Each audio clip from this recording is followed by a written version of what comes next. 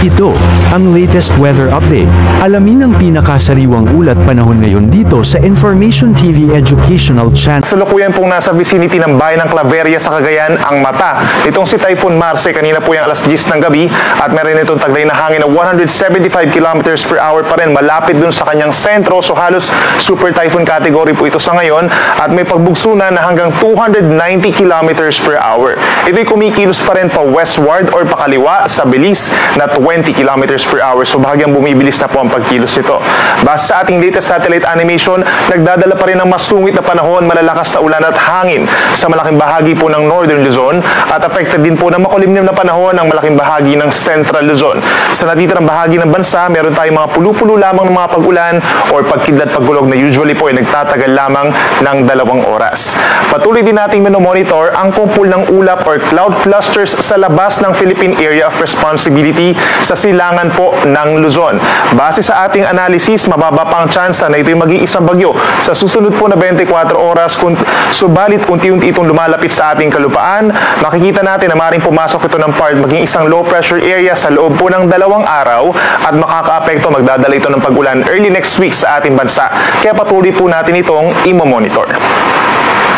Base po sa pinakahulintak na pag-asa, within the next 24 hours ay kikilos pa rin westward or pakaliwa ang bagyo.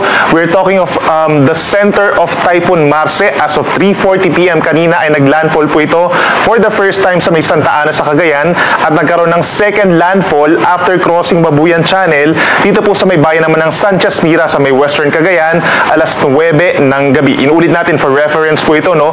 Pero yung kabuang lawak kasi ng bagyo ay nasa around 900 to 1,000 kilometers po, kaya apektado pa rin ng malalakas na hangin, hindi lang yung mga areas na binanggit natin, kundi yung malaking bahagi po ng Northern Luzon and even parts of Central Luzon.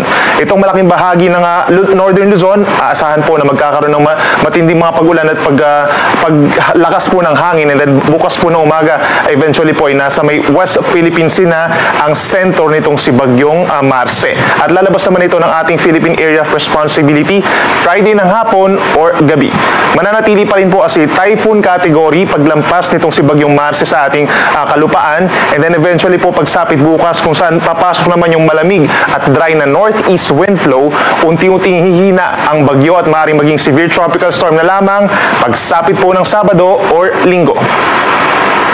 Sa ngayon, nakataas pa rin ang tropical cyclone wind signal number 4 sa maraming lugar, kabilang na dyan ang northern portion of Cagayan, kabilang na ang bahagi ng Babuyan Islands, signal number 4 din po sa northern portion of Apayao, northernmost portion of Abra, particularly ang bayan ng Tineg, sa malaking bahagi ng Ilocos Norte, signal number 4, at sa bayan ng Sinait sa northernmost portion ng Ilocos Sur. Signal number 3 naman sa southern portion of Batanes, natitirang bahagi ng mainland Cagayan at ng Babuyan Islands, natitirang bahagi ng Apayao, northern portion of Kalinga, gayon din sa northern portion of Abra and northern portion of Ilocos Sur.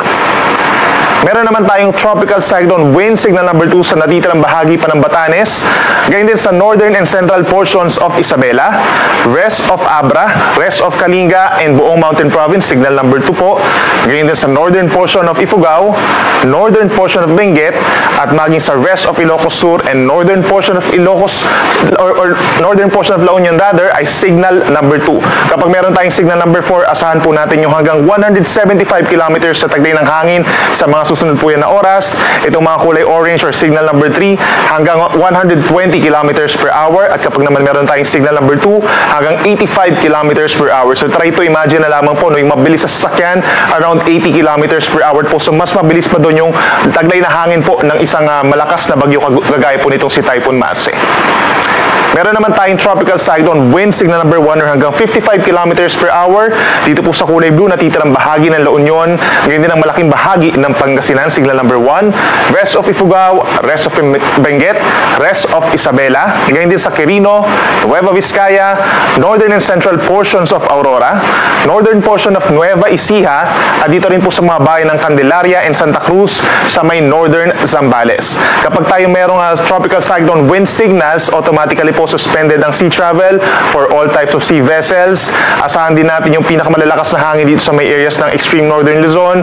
Posibleng makasira pa rin ang mga puno at pananim at yung mga mahihirang istruktura gaya na lamang po nangyari sa kahoy at pawid, posible rin po na masira, makapagtuklap po ng mga bubong o yung mga corrugated roofs na tinatawag at makatumba rin po ng mga poste at linya ng kuryente.